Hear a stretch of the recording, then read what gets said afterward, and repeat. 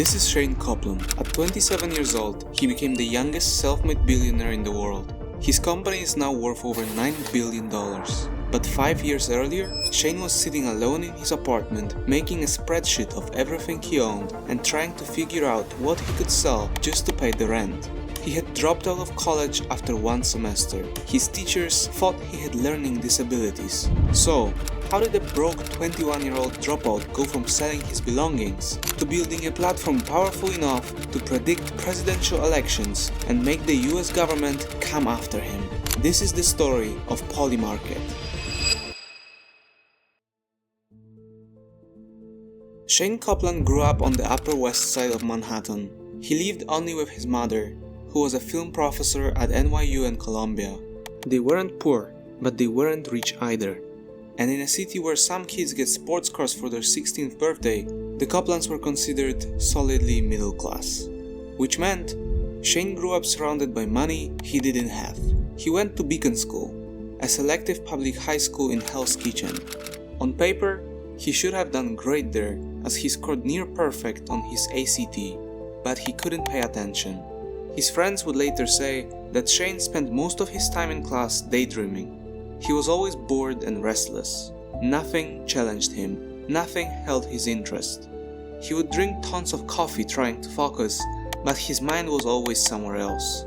His teachers noticed it as his grades started slipping, and eventually they put him in a special education program for students with learning disabilities. But Shayne didn't care. What he cared about was the thing he kept daydreaming about: money.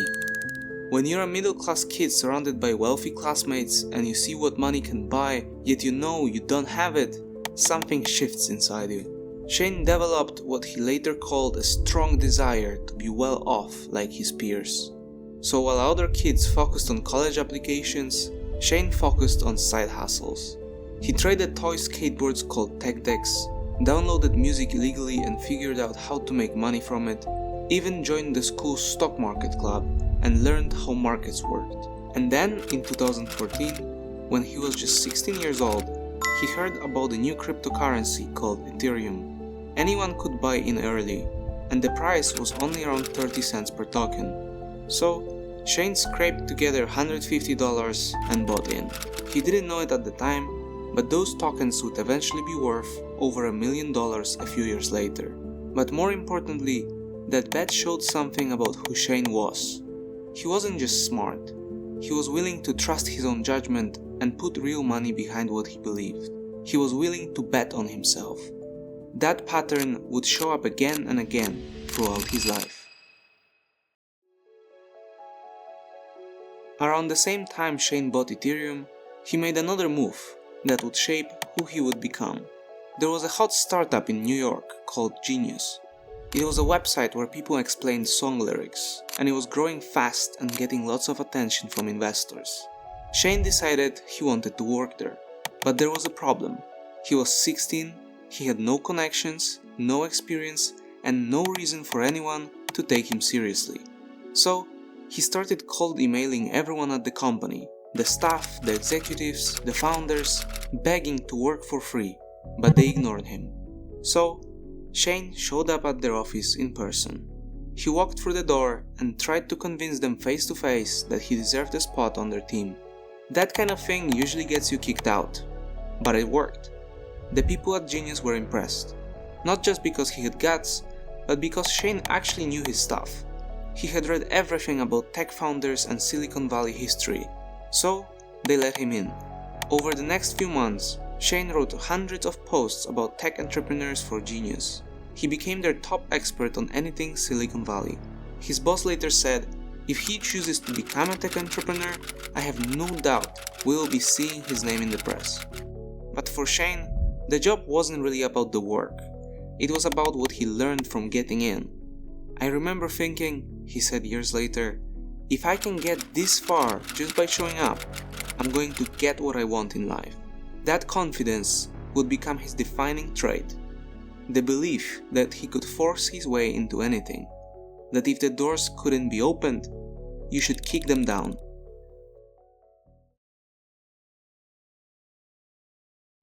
In the fall of 2016, Shayne started a computer science course at NYU.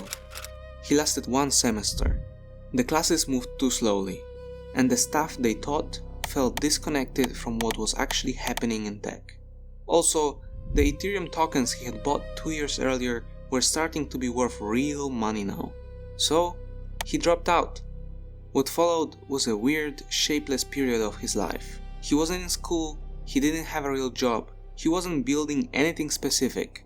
He was just floating. He hung around the crypto world, which in 2017 was going crazy. Bitcoin was shooting up, new coins were popping up everywhere, people were getting rich overnight without really knowing what they were doing. Shayne fit right in. He mined Litecoin, traded meme coins like Dogecoin, and partied with other crypto people and young founders. He built a reputation of an ultra-confident guy who could talk his way into everywhere. Exclusive clubs, private parties, other people's projects. But there was a problem. A lot of those projects were scams. Shayne worked on several crypto ventures during this time, and most of them were shady at best. Coins that were never really finished. Products that mainly existed to take money from people who didn't know better. The whole scene had a con artist energy that started to bother him. He wanted to make money, but he didn't want to do it by ripping people off. In 2019, he launched his first real company, Union Market, a platform for trading certain types of digital assets. It was a real product that actually did something useful, and Shayne was really proud of it. But growing a company takes money, and Shayne was running out of it. He had been living off his crypto savings, a small amount of investor money, and random income from various projects, but it wasn't enough. He started making a spreadsheet of everything he owned, calculating what he could sell to cover rent. He was 21 years old. It had been nearly 3 years since he dropped out of college, and he had nothing to show for it. To anyone watching from the outside, it looked like a failure. But inside Shayne's head, an idea was starting to take shape.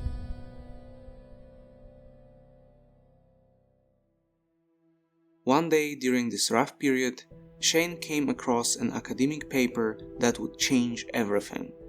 It was written by an economist called Robin Hanson. The title was complicated, but the idea was simple. Hanson argued that prediction markets could be more accurate than experts, polls, or news reports. A prediction market is a platform where people bet real money on what they think will happen in the future, and Hanson's theory was this. When people have real money on the line, they stop showing off and start telling the truth. They are not trying to look smart or agree with their friends. They are trying to be right, because being wrong costs them money. Add all those bets and you get a real-time guess about the future that reflects what everyone with money at stake actually believes. The wisdom of crowds. Shayne was fascinated. He emailed Hanson directly, telling him that he wanted to be the person to make this idea real. But he still didn't know how to do it. The idea sat in the back of his mind, waiting for the right moment. And then, the world fell apart. In March 2020, COVID hit. New York City locked down, the streets emptied, and Shayne found himself stuck in his small apartment, watching the news, trying to make sense of what was happening. But something about the coverage started to bother him. The predictions kept changing. Reopening was 2 weeks away, then 2 months away. Then nobody knew. Experts kept disagreeing with each other. The people who were supposed to know things clearly didn't know anything. And yet, everyone spoke like they were certain. Shayne had grown up on the internet. He understood that sometimes groups of regular people could figure things out better than experts. He had seen it happen in crypto. He had read about it in Hanson's paper. And now, sitting alone in his apartment with nothing left to lose, he decided it was time. He was 21 years old, nearly broke, almost 3 years out of college with nothing to show for it, and he decided that he was going to build a prediction market. His apartment was too small for a proper workspace, so Shayne set up his laptop in the only private space he had, the bathroom. He sat on the edge of the bathtub or sometimes on the closed toilet, coding late into the night. He called the platform Polymarket. It wasn't fancy, it wasn't groundbreaking, but it was a start. The first market he made was, when will New York City reopen? He posted about it on Twitter, dropped links in crypto forums, and waited.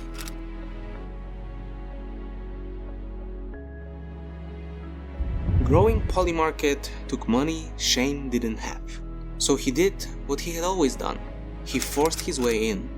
The crypto world and the investor world overlapped a lot back then, and Shayne worked both of them hard. He showed up at parties, dinners, and conferences, anywhere investors might be, and he had a special talent for fitting in. It was almost like a game to him. He never saw investors as scary gatekeepers. He treated them like friends. Casual, confident, maybe a little too confident. The nervousness that would have frozen other founders just wasn't there. Sometimes he pushed it too far.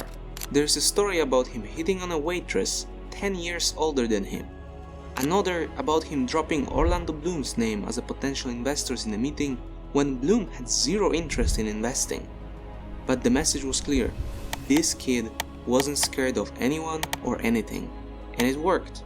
Even though dozens of prediction market startups had failed before, even though Shayne had no track record, he raised $4 million from Shayne Capital and other big crypto investors. Naval Ravikant invested, and so did Balaji Srinivasan from Coinbase. With real money in the bank, Shayne hired a small team and got to work. But in his rush to raise money and grow the platform, he had missed one important detail. He had no idea if Polymarket was even legal. Shayne hadn't talked to any lawyers before launching Polymarket. He didn't really understand how the platform fit into any existing laws. His approach was basically, build first, figure out the legal stuff later. That approach was about to bite him. By late 2021, Polymarket had grown a lot. People were betting money on everything from COVID vaccines to sports to crypto prices. The platform was getting noticed, including by the Commodity Futures Trading Commission. The CFTC is the government's agency that regulates certain types of financial products, and according to them, the bets Polymarket offered counted as swaps, a type of financial product that needs special licenses. Polymarket didn't have those licenses. In January 2022, the CFTC came after them.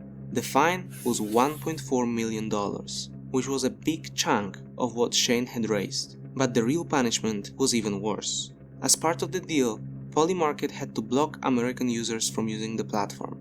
The company had to put up geo-blocks and at least officially move operations to Panama. Shayne was being kicked out of his home market. He paid the fine, he put up the blocks, and he kept building. But here's the thing, Americans quickly figured out how to use the VPNs to go around the blocks. Data showed that roughly a quarter of Polymarket's traffic was still coming from the US. This put Shayne in a dangerous spot. If the government could prove that he knew Americans were still using the site, he would be in serious trouble. But for now, he ignored the risk and kept growing. Hey champs, if you're enjoying this story, you should definitely hit that bell to get notified about my future uploads. Believe me, there are some great stories coming very soon and you don't want to miss them. Anyway, let's go back to it. By the summer of 2024, even with the US ban, the platform had grown to hundreds of thousands of users around the world. It had become the go-to place for real-time predictions on everything from sports to politics to celebrity gossip. And then came the event that would make Polymarket famous. On June 27, 2024, President Joe Biden got on stage for a debate against Donald Trump on CNN. What happened next was a disaster. Biden looked confused. He lost his train of thought. At one point, he seemed to freeze completely. The performance was so bad that even loyal Democrats started whispering about whether he should keep running. The morning before the debate, Polymarket showed an 18% chance that Biden would drop out before November. By the next morning, that number had jumped to 42%. Over the following weeks, as Democrats panicked privately but kept saying everything was fine publicly, Polymarket's odds kept climbing. When the first Democratic congressman publicly asked Biden to step down, the number shot up to 82%. TV news played it safe. The White House said nothing had changed. Biden himself said he was staying in the race, but the money told a different story. On July 21st, Biden announced he was ending his campaign. Polymarket had called it weeks ahead of time, while every official source was saying the opposite. The total amount bet on that single question was over $21 million. It was the platform's breakout moment, proof that this thing actually worked. But the real test was still coming. As the 2024 presidential race reached its final weeks, Polymarket became the most watched prediction market ever. The race between Donald Trump and Kamala Harris was being called the coin flip by almost every major poll. 538 showed a tie. The New York Times showed a tie. Every big news outlet kept saying the same thing: it's too close to call. But Polymarket showed something different. In early October, the platform had Trump at 53%, then 55%, then 58%. By late October, his odds were in the low 60s. People got suspicious. How could Polymarket be so different from the polls? Was someone cheating? The suspicion focused on a group of accounts that had bet huge amounts on Trump. 4 accounts with names like Freddy9999 and Princess Carol had together bet over $30 million on Trump winning. The mystery trader turned out to be a French guy, a former bank trader who went by Theo. But Theo wasn't cheating. He was just betting big on what he believed. He had paid for his own private polls using a different method. Instead of asking people who they would vote for, he asked who they thought their neighbors would vote for. The idea was that this would catch shy Trump voters who wouldn't admit their real choice to regular pollsters. Theo had studied how the mainstream polls worked and decided they were wrong. He believed Trump would win, and he was willing to bet $85 million on it. On November 5th, 2024, Donald Trump won big. Polymarket had called it. The polls had been wrong. The platform built by some kid in his bathroom had beaten the entire professional polling industry. Theo made somewhere between $48 and $85 million in profit, and Shayne Coplan, for a moment, was on top of the world. 8 days later, at 6 in the morning, the FBI kicked down his door. 8 agents showed up at Shayne's Soho apartment. They took his phone, his girlfriend's phone, his laptops, and his hard drives. They spent hours going through everything. The government wanted to know one thing: had Polymarket really blocked American users after the 2022 deal?